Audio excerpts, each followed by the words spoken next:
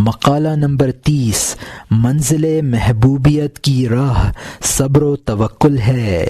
حضرت غوث اعظم رحمۃ اللہ تعالی نے فرمایا، تمہارا یہ سوچنا کہ کون سا عمل اور کون سی تدبیر کروں باعث حیرت ہے۔ تمہارے لیے مناسب طریق یہ ہے کہ تم جس حالت میں ہو اسی میں اس وقت تک ٹھہرو جب تک تمہیں خدا تعالی کی جانب سے کشادگی نصیب نہ ہو جائے۔ خدا تعالی ارشاد فرماتا ہے کہ صبر کرو اور صبر پر غالب رہو، رابطہ قائم رکھتے ہوئے اللہ سے ڈرو جس نے تمہیں صبر اور ربط اور محافظت پر ثابت قدم رہنے کا حکم دیا اور انہیں چھوڑ دینے پر وعید دی اور اس رابطے کے کٹنے پر خدا سے ڈرایا۔ صبر کا دامن نہ چھوڑنے ہی میں بہتری اور سلامتی ہے۔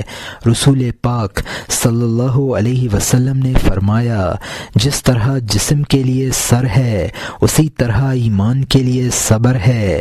نیز فرمایا کہ ہر چیز کا ثواب اس کی مقدار و اندازے پر ہے، لیکن صبر کا اجر بے حد و حساب ہے۔ خداوند تعالی جل شانہ نے بھی فرمایا، صبر کرنے والوں کو اس کا بے حساب اجر دیا جائے گا۔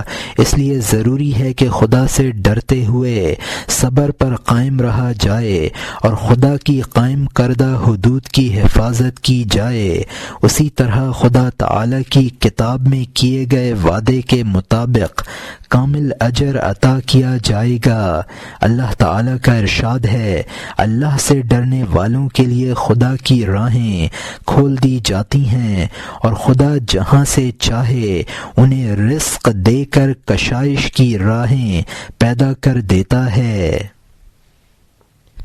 چنانچہ اگر تم کشائش نصیب ہونے تک صبر کرتے رہے تو تمہارا شمار متوکلین میں ہوگا اور خدا نے تمہارے لیے اپنے کافی ہونے کا اعلان کر رکھا ہے۔ کہا گیا ہے، جو آدمی خدا پر بھروسہ کرے اس کے لیے وہی کافی ہے۔ جب صبر اور توکل کی دونوں صفتیں تم میں یکجا ہو گئیں تو تمہارا شمار احسان کرنے والوں میں ہوگا، اور بے شک خدا نے محسنین کے لیے جزا کا وعدہ کر رکھا ہے اور کہا ہے، ہم محسنوں کو اسی طرح جزا دیتے ہیں۔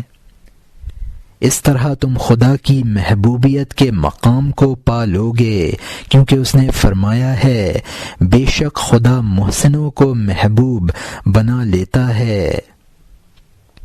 ثابت ہوا کہ دنیا و آخرت میں ہر بھلائی اور ہر سلامتی صبر ہی سے ہے، اور مومن کو اسی کی وجہ سے ترقی دے کر رضا و موافقت کی منزل سے گزار کر افعال خداوندی میں فنا کر دیا جاتا ہے۔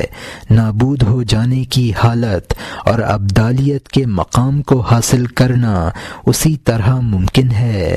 اس لیے صبر کو چھوڑ دینے کا تصور بھی نہ کرو، کیونکہ اس طرح دنیا و عقبہ میں خیر و فلاح سے محرومی اور رسوائی اور شرمندگی حاصل ہوگی۔ خدا محفوظ رکھے۔